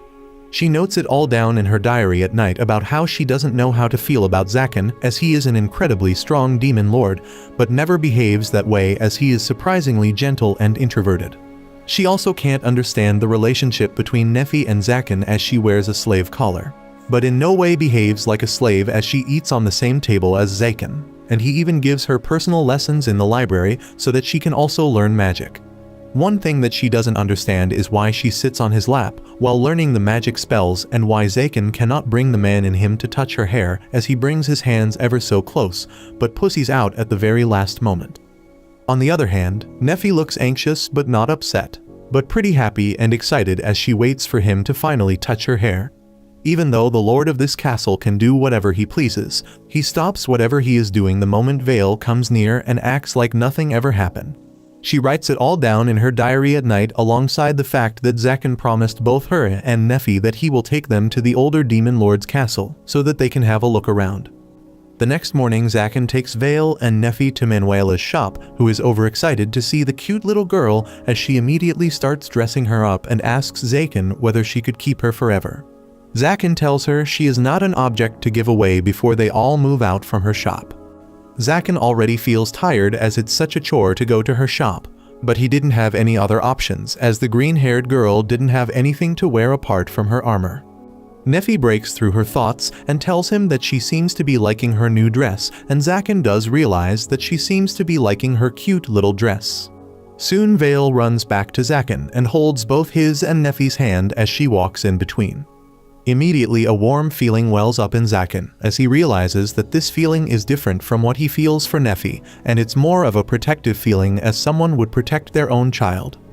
While Zaken is dealing with this dilemma, Chastel walks through the market in her normal clothes, which she hasn't worn in God knows how long. She walks while thinking about how she managed to delay the search for Zaken by not taking part in it, not divulging the details of his location, but thinks that he will probably never even know about her deed. She thinks why she did this for a demon, but at the same time she also wants him to lead a happy life with Neffy and maybe one day have his own children, as she thinks he will make a very loving father. At the end of the day, she has only one wish, that when she dies they come to her grave to put some flowers. Suddenly she spots Zaken alongside Neffy with a child in between, and she mistakes it as their biological child. She runs up to them and asks how can they go all the way already and have a child, which embarrasses both him and Neffy as Zaken replies that he hasn't done anything to Neffy yet. Veil seems confused and asks Zaken who this woman is, and Zaken himself seems confused at who she is. This breaks her heart as she cries while Neffy reminds Zaken that she is Chastel the Lady Knight. He immediately remembers her but claims that he didn't recognize her as he has never seen her without her armor. Before he could introduce her properly, the three cerulean nerds come running up to her and tell her that it's not safe for her to walk unprotected. They immediately spot Zaken, who makes fun of them, while he notices that Veil seems to be on edge as she gets ready with her dragon claws to shred them. Zaken tells her to chill out and she follows his orders. After Chastel was gone, he asked her whether the knights ever hurt her, but she claims that a demon doesn't need any reason to hate the knights. Zaken thinks that it's fair enough and takes them down to the former archdemon's castle. Veil immediately seems interested as she claims that this place seems familiar, before claiming that she thinks this used to be a dragon's lair as the mana is different and her own home was like this. Zaken gets interested and opens the door with his emblem, and they all walk in. They spot a magic golem who is supposed to protect this dungeon, but they move ahead and suddenly Veil spots a magic circle, which she claims seems to be made by dragons. Zaken praises her and tells her to open the seal while he starts going to the second base with Neffy, but stops when Vale looks at them. They all venture inside and Zaken opens another gate, which leads them into a big chamber which lights up immediately. The giant chamber turns out to be an incredible library filled with books of all sorts. He gets excited about it and tells the girls that they need to find anything that has to do with the Archdemon's emblem if possible. They start searching when Vale approaches Zaken and asks him about will she ever be able to become like him. Zaken replies that dragons live for 1,000 of years, and there's a good possibility that she can become much stronger than him. Vale doubtfully looks up at him and asks whether she can live with him for the entire time. And Zaken doesn't even take his eyes off the books, as he tells her that she is welcome to stay as long as she wants and leave if she feels like it. She immediately clings to his legs and tells him that she will never leave him, while Zaken wonders why is he changing so much. His thoughts are broken when Vale manages to find a tome containing information about the 12 sacred swords. He immediately snatches it away from Vale and starts checking through it when he noticed that there is definitely some connection between the church and the demons. When he first saw the sacred sword, he had a feeling that he has seen the runes somewhere, but now it's confirmed as he matches the runes in the image of the sword to his archdemon emblem and realizes that both of them are written in the same magical language. He takes the books and tells the girls that they can have whatever book they want and leaves the place with them. Meanwhile, Chastel presents herself in the church where his nerds tell her that Sir Raphael, the legendary leader of the Sacred Knights who has slain the most amount of sorcerers, is coming soon. Suddenly, Raph presents himself in front of them, and they all bow down in front of the gigantic man. He asks who among them is the former Sacred Knight who got his sword taken away from them, and when Chastel replies that it's her, he straight up asks how many sorcerers has she killed till now. She is taken aback by his straightforwardness, but bravely replies that she doesn't think the amount of sorcerers you kill is a good judge of your character. The cerulean nerds behind him piss their pants as they tell Chastel to speak carefully as they can't save her from him. But the huge man laughs loudly, claiming that no one has ever dared to talk to him like this, especially a girl. He tells her that she can take her bravery with her to the heavens, which scares Chastel, but thankfully the Pope of the Church comes at the last moment and tells Raph to back off as he doesn't have the right to kill anyone. He talks back to the Pope, claiming that he doesn't talk to a politician, which triggers Chastel to defend him as she tells him to talk carefully to the Pope. Raph gets mad and takes out his sword before aiming it at her, as he tells the Pope that the sword chooses its master, so if he doesn't want to give her the sword, then she should die so the sword can be given to someone else. The Pope immediately goes back and hands the sword over to Chastel, who expected Raph to try and fight her, but he simply leaves while she is simply left wondering in her room whether it was all his plan. Meanwhile, Zaken talks to Barb in a bar where he laughs about how he heard Zaken has adopted a child and pours him some booze before offering him to be the manager of the dungeon castle. Zaken immediately declines, but they negotiate to a point where he allows Barb to take a couple of books in exchange for information. Barb tells him that a new sacred knight who supposedly ate dragon's flesh has arrived in the city and is said to have killed 499 sorcerers till now. According to him, he was called specifically to deal with Zaken, so he should watch his back. While Zaken asks how the knight looks, suddenly the door behind them opens unbeknownst to them, and none other than Raph walks through as everyone watches. Barb was describing how Raph was a huge man with a scar on his face when they turned around and noticed him standing there in flesh, ready for a fight. They both turn around to see this mountain of a man staring at them, which immediately scares the living shit out of Barb, while the bartender girl simply faints at the sight of this man's smile. Barb gets up, scared as hell, as he gets ready for a fight and starts chanting spells as he walks towards Raph while he takes out his sword. But before he could do anything, Zaken uses his own magic to nullify Barb's spell. Barb looks around and asks Zaken whether he has gone crazy, as this man will kill him at any moment now, but Zaken tells him to chill out and sit down on his seat, as he doesn't think this man is here for a fight. Raph smiles at Zaken and acknowledges that he seems to have more brains than most of the sorcerers he knows, while Zaken wonders why does this sacred knight who supposedly killed 499 sorcerers not emanating any aura of animosity or violence. Zaken offers him a seat and claims that they can have a chat, and the knight gladly accepts it and sits down in front of the archdemon. Meanwhile, Barb heads behind the counter as the bar owner cries to him to make sure her daughter doesn't die. Barb has never really used his spells for good, so this is a first for him as he tries to use healing spells on her with a stressed look. Zakin thinks that he has asked this man to sit down for a talk, but he doesn't really have anything to talk. He thinks about how much he would like to be in Barb's position and help the girl even though she doesn't even need anything as she is just knocked out for a while. He turns towards Raf once again and asks whether he had any business with him. Raf picks his beer up and tells him that he heard that an archdemon has been tangling with his sacred knights and asks whether he is the one. Zakin immediately realizes that he is talking about Chastel as he claims that he mustn't look very much like an evil archdemon, at which the knight laughs and claims that despite of his small size, he does have the villainous look to his face that he heard about so much. Zakin snaps back at him by claiming that he heard about his hobby of killing sorcerers and asks why the hell is he so calm when there are two sorcerers right in front of him. Raf takes a huge gulp as he replies that all he has done is snuff out embers that were going to become a wildfire one day. Zakin seems confused as he expected someone who has killed 500 sorcerers to be more brutish and brash, but this man seems to be much more intelligent. Raf breaks the silence and straight up asks whether he has fought any battles with the sacred knight Chastel, and if he did, was she ever a threat to him? Zakin honestly replies that he doesn't know how much of a threat she was to him, but he knows for sure that she was the most formidable opponent he ever faced. Raf immediately claims that this means she is of no use to the church and should be dispatched off immediately. Zakin seems confused and asks what the hell is he talking about, and Raf reveals that when the church wanted to continue their hunt for the new archdemon, she objected it and even gave up her position of a sacred knight. According to him, this gives the church enough reason to dispose of her. Zakin gets surprised at this as he wonders how the hell could she put herself in such an awkward position, and how he agrees that if she genuinely said this, she is of any use to them. Finally, Raf gets up from his chair and tells Zakin that his business here is concluded, so he will take his leave, but Zakin realizes that this man only came here to confirm the link between him and Chastel, which will give him a valid reason to destroy her. He stops him midway and tells Raf that Chastel happens to have many friends in this town who will really mourn her death, and this town happens to be his territory, so if Raf steps out of bound and does anything crazy, he will be dealt with accordingly.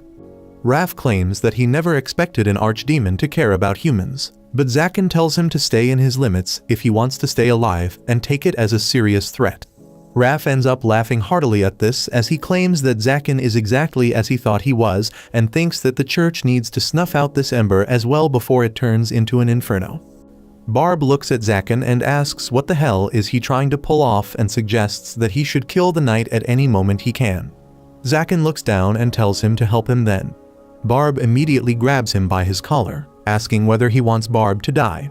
But Zakin tells him that he wants him to go to the church and check on Chastel once to make sure she is okay. He has an advanced understanding of teleportation magic which will make it easy for him.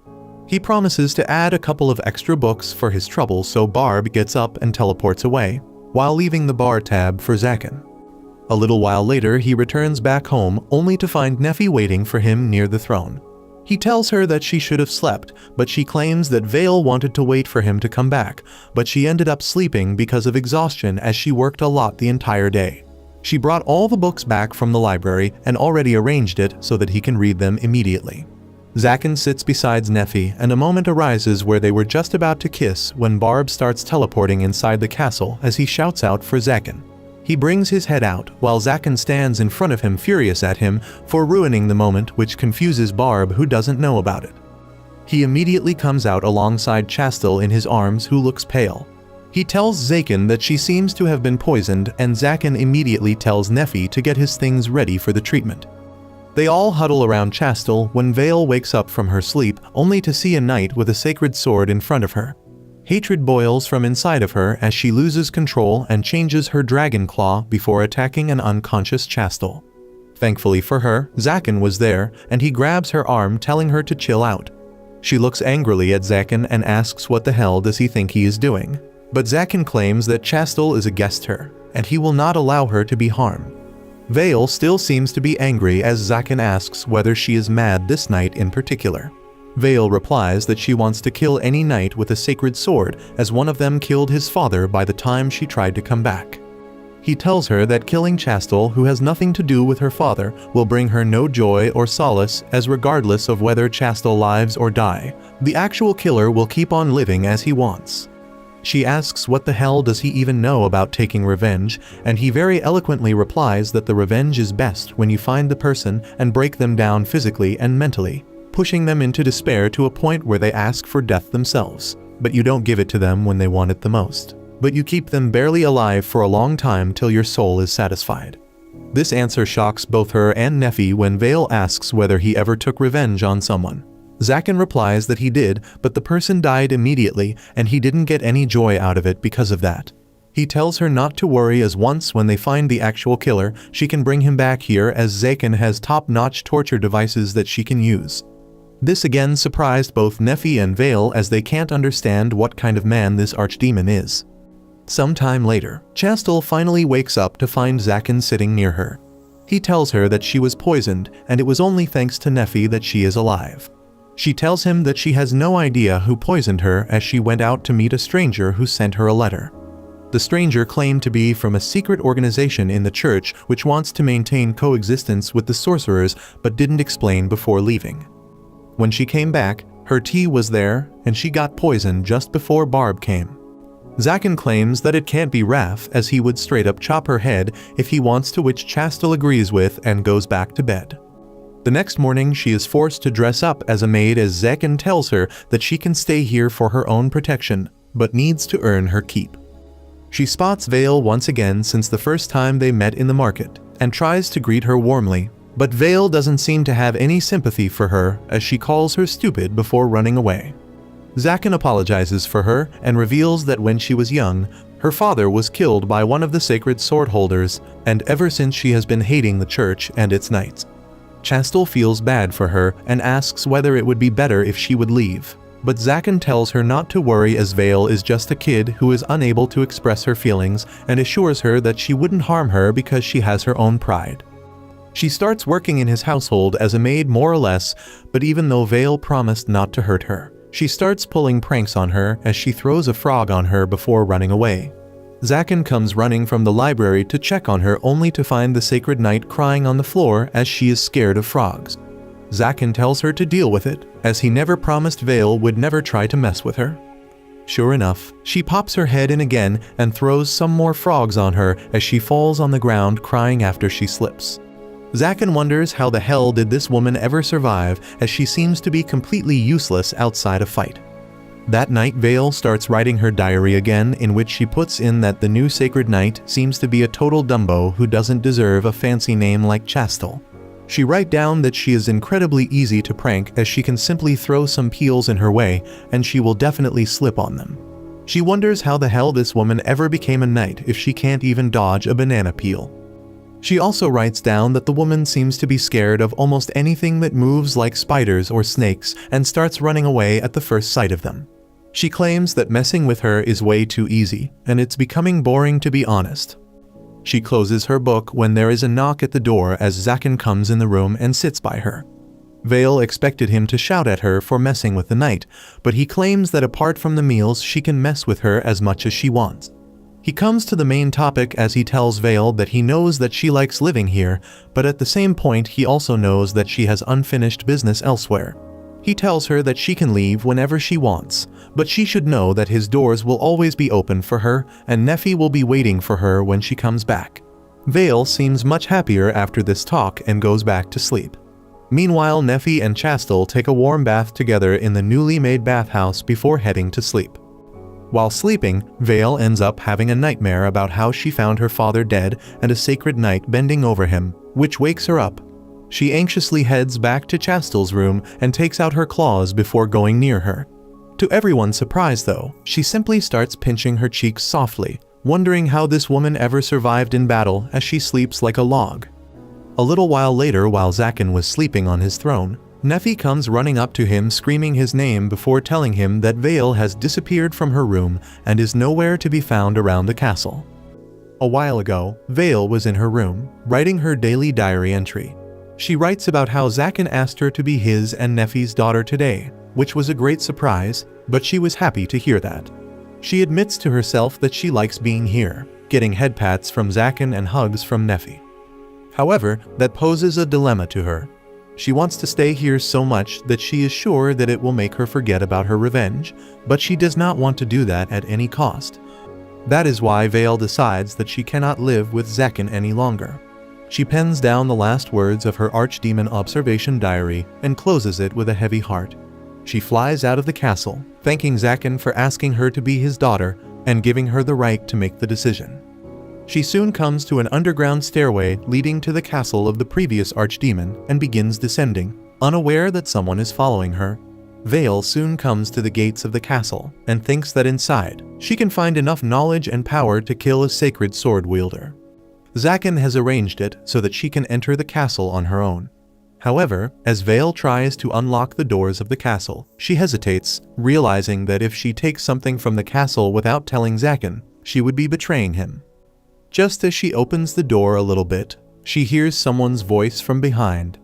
She panics as she turns around and finds that Raph followed her here. But when she sees the sacred sword behind his back, the horrible memories of her past come back to her. She recalls the sacred knight who was smeared in blood and eating the dragon's flesh. Even though she could not see his face clearly then, she can recognize the scar on his face clearly enough to know that he is the man who killed her father. Raph asks her who she is, and Vale's rage overtakes her rationality. She transforms her hands into dragon claws and sprouts her wings to charge at him. Raph draws his sword and swings it towards her, and Vale realizes that attacking a sacred knight without a plan was suicide.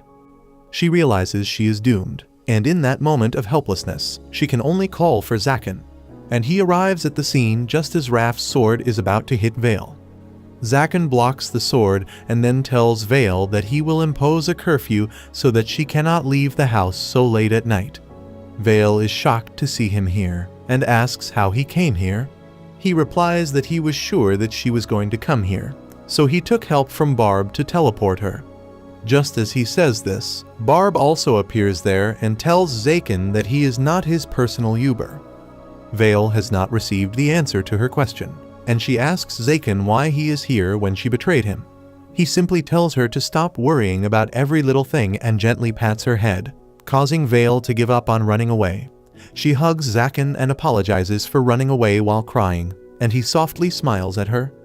Nefi is on the other side of Barb's portal, and since she is also worried, Zaken assures her that Vale is safe with him, and they will return home soon after dealing with another problem.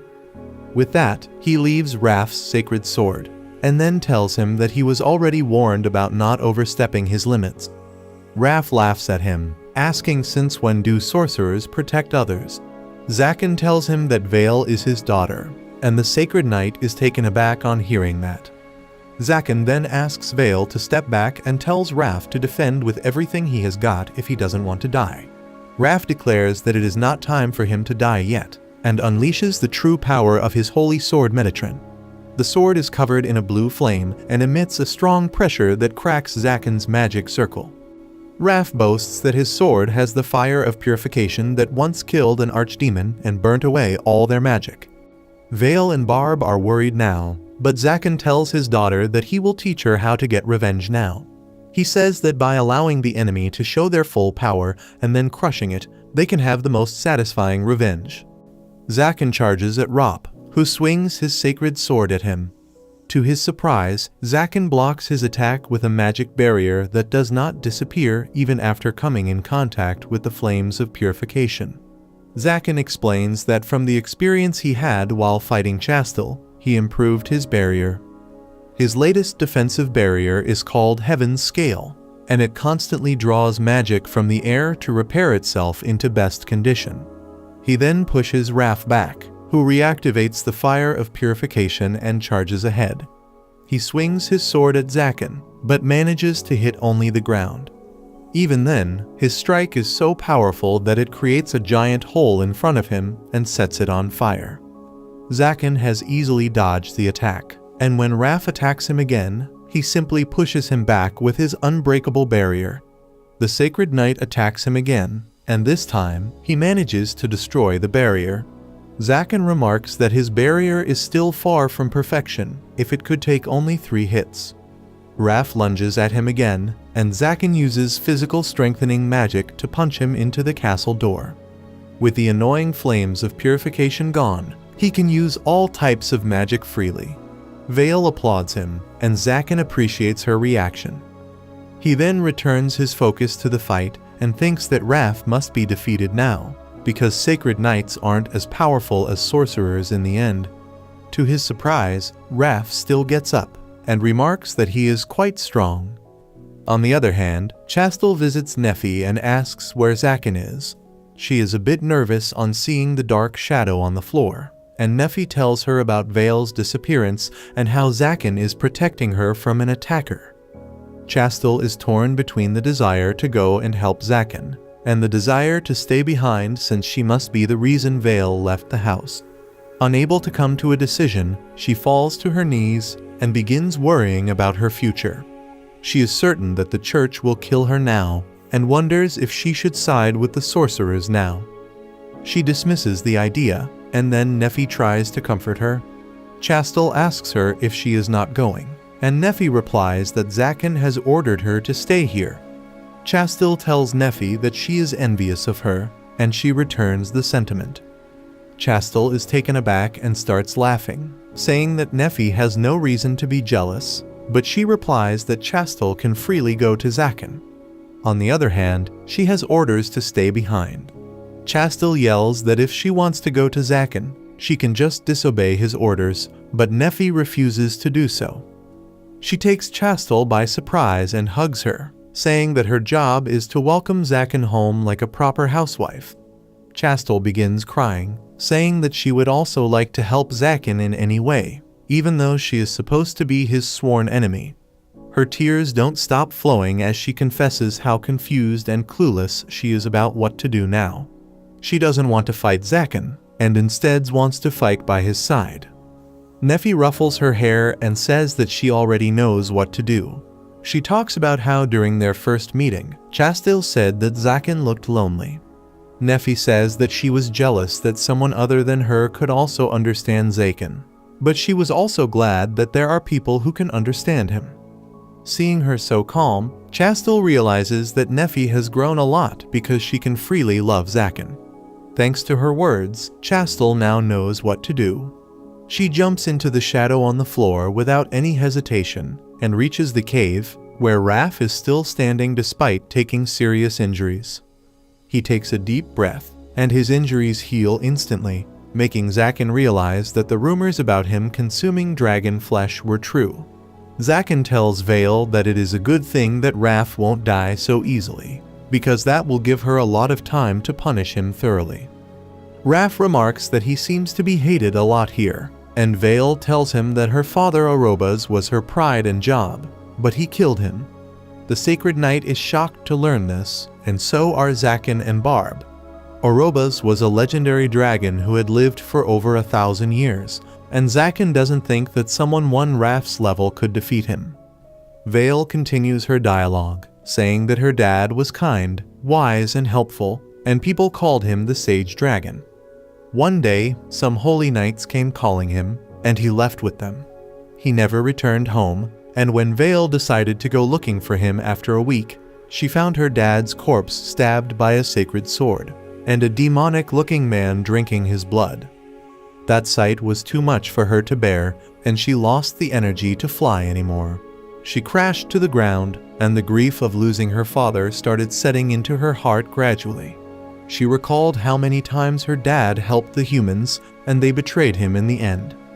As she finishes her story, Raph tells Vale that if she is the daughter of Orobos, he will kill her too. He charges towards her, but Zakin steps in between them and hits him away with his physical strengthening magic. Raph lands on his feet and once again charges towards Vale, who decides to blow him away with her magic. Zakin tries to stop her, but it is too late, and her draconic magic clashes with the sacred sword of Raph. However, when the dust of the explosion clears, it turns out that Chastel had arrived at the scene at the right time, and she is the one holding Raph back. Barb panics upon realizing that he forgot to close the portal, and Zakin is amazed that Chastel was able to stop Vale and Raph at once. Meanwhile, Vale is confused about what Chastel is doing here. She replies that they have not gotten along even once, but she just wants to have a proper chat with her. Zakin pats Vale's head, saying that she should also try solving their issues through a conversation. He then turns his attention to the injured Raph, who is on his knees now, and asks him why is he planning to die so pathetically. He says that there is no fun in killing someone who is practically begging to be killed, and both Vale and Chastel are shocked to hear this. Zakin explains that the moment Raph heard the name Orobas, all his bloodlust and determination vanished. Chastel suddenly realizes something on hearing this, and asks Raph if he was the one who sent her the letter under the name of Orobas. Zakin is confused now, and he asks Raph to explain things clearly. Suddenly, Zakin feels a strange and intimidating energy coming from within the Archdemon's castle. The guardian golem that was lying dormant within the castle makes its way out of the broken gate, and the dark aura it releases is so intense that Chastel has trouble breathing. As the golem emerges out of the gate completely, Zakin realizes that it emits the same aura as a demon, but it is not nearly as terrifying. He realizes that the golem has been modeled after demons, and then notices it absorbing mana from the surrounding to power itself. Zakin believes that at this rate he will suck every life force near it dry, and the effects have already started to show on Chastel. Vale tells Zakin that it is the guardian of the castle, and he realizes that the clash of the sacred swords must have activated it. He tries commanding the golem to return using his archdemon crest, but it does not work. Suddenly, the golem's head starts twisting, and it opens its jaw wide to unleash a powerful beam at them. Zakin tells everyone to dodge, and he has barely enough time to grab Chastel and move out of the beam's way. He panics when he notices that Vale could not get out safely, and she gets hit by the golem's beam. However, she is not hurt at all.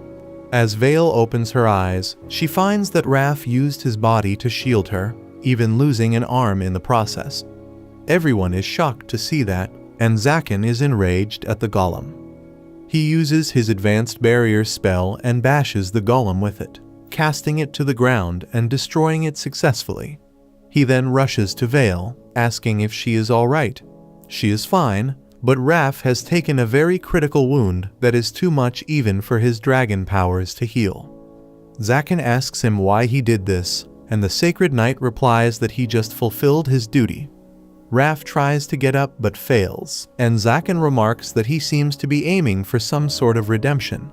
He asks Raph to explain himself, and the old knight struggles to keep breathing while he looks at Vale, who reminds him of her dad Orobas. Raph gets up and tells Vale that he did not kill her dad, because the great dragon Orobas would never be defeated by a normal human like him.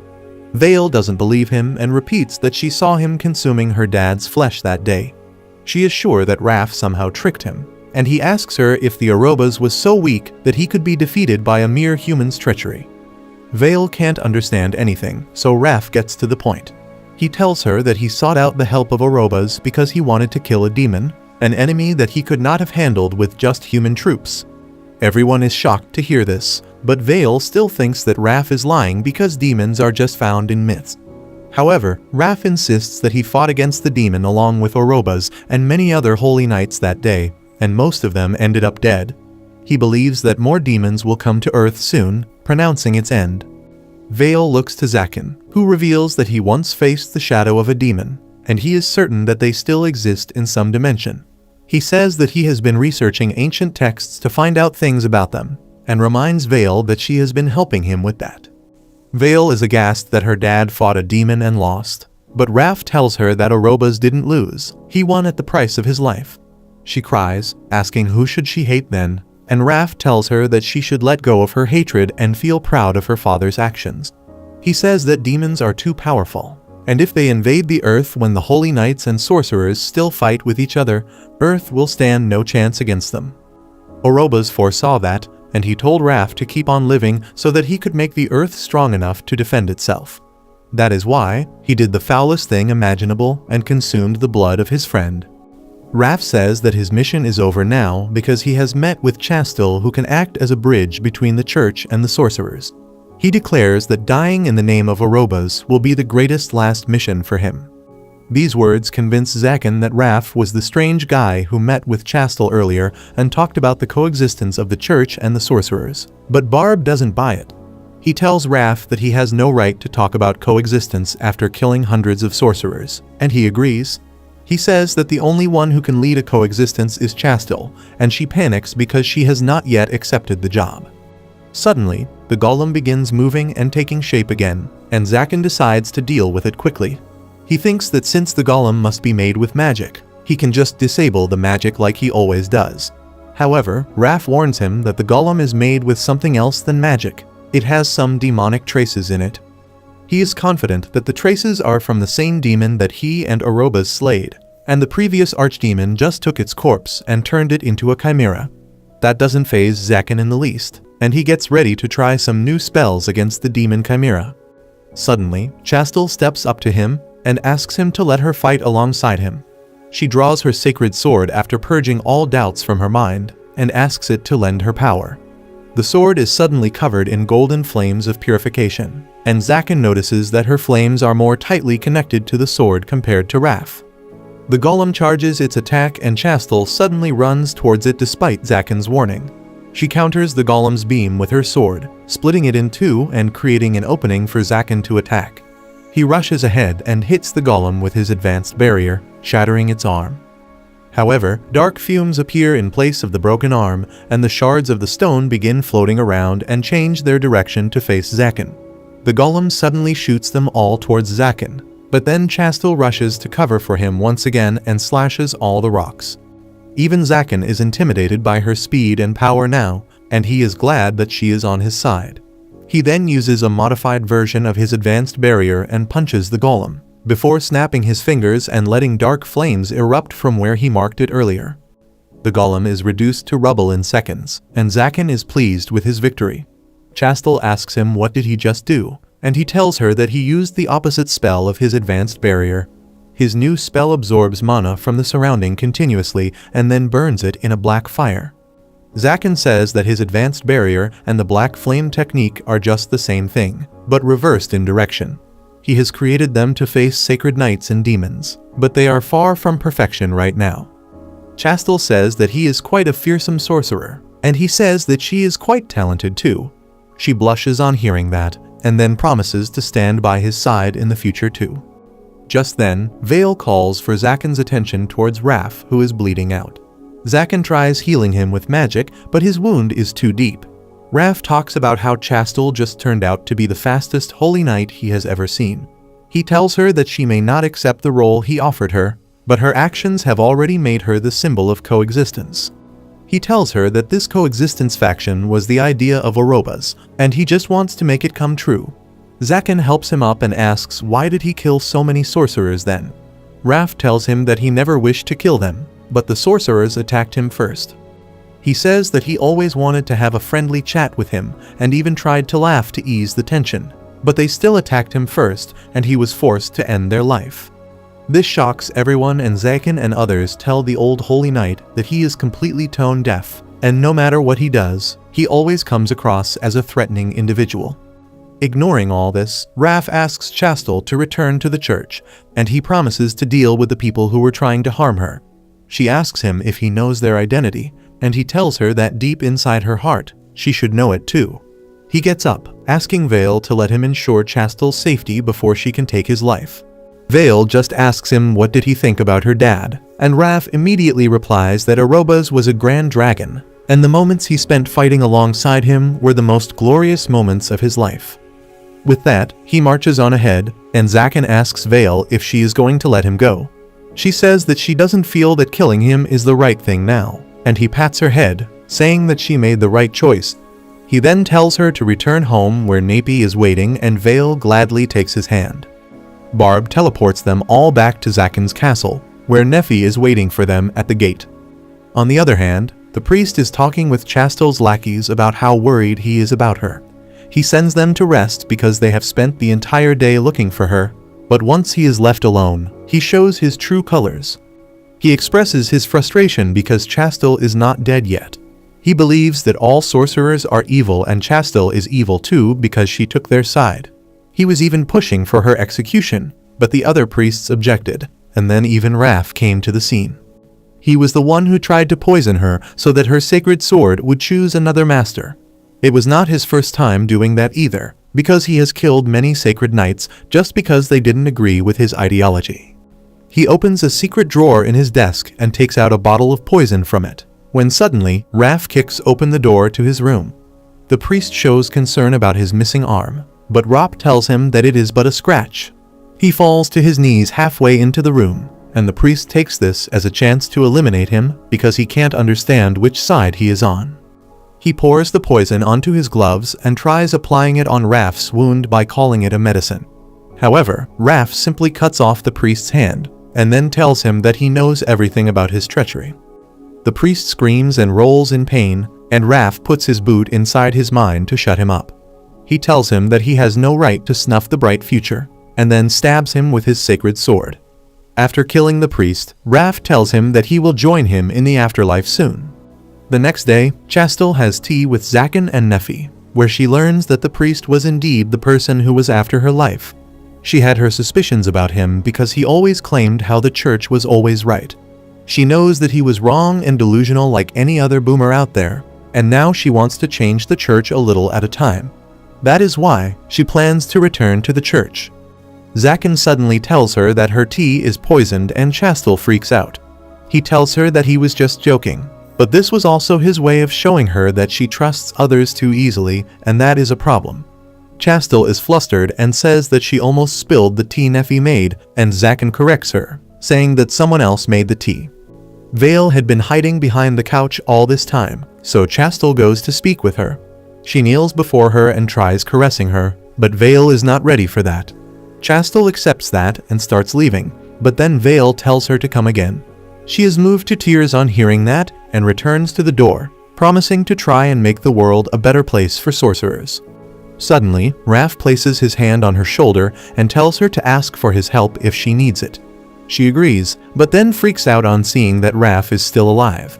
He has a casual chat with Zaken about how his healing and Oroba's blessing made him recover from the injury quickly, while Chastel freaks out that they are having such casual conversation. She thought that he was already dead, but Zaken tells her that he was the one who told him about the priest. Coincidentally, he also made the tea and not Vale, because he has sworn to become Zaken's butler from now on and resigned as the commander of Holy Knights. Chastel freaks out again on hearing this. Yesterday, Raph came to their castle after killing the priest and offered to die at Vale's hand if she wanted it. Zaken left the decision entirely to the dragon girl, and after some thought, she told Raph that he should serve Zaken and Nephi because that would help her too. Well, the old knight is excellent in housework, and Zaken also relates with him because both of them have a very nasty image even though they are not bad people. Meanwhile, Vale asks Raph if he misses his hand, and then brings the armor piece that she used to pretend to be a big guy. She attaches it to Raph's shoulder and then fixes it with magic, allowing it to move like a real arm. The old knight is touched and swears to serve Vale for the rest of his life. After hearing all this, Chastel tears up when she realizes that she is the only one moving out. Zaken tells her to stop crying because she is always welcome back, and everyone will be glad to have her. She is delighted on hearing this, and she cheerfully takes off. Just then, Barb comes out of Zaken's shadow, yawning and stretching, telling him to get breakfast ready. Zaken, however, tells him to go along with Chastel because she could use some extra protection since she is too naive. Barb doesn't want to be a babysitter, but Zaken promises to pay him for that, and he immediately starts tailing Chastel and attaches himself to her shadow. After they leave, Zaken notices that Nephi suddenly became upset. He asks her the reason, and she coyly clings to his arm as she asks him to try and understand. Zaken racks her brain, and then gently holds Nephi's face, apologizing for leaving her behind last night. Apparently, that was what she wanted to hear, and she happily hugs him. Meanwhile, Raph closes Vale's eyes, telling her that she is too young to be seeing stuff like this. If you liked this video, make sure to subscribe for part 12, and make sure to check out this brand new anime about a loser who gets reincarnated as a prince with godly abilities.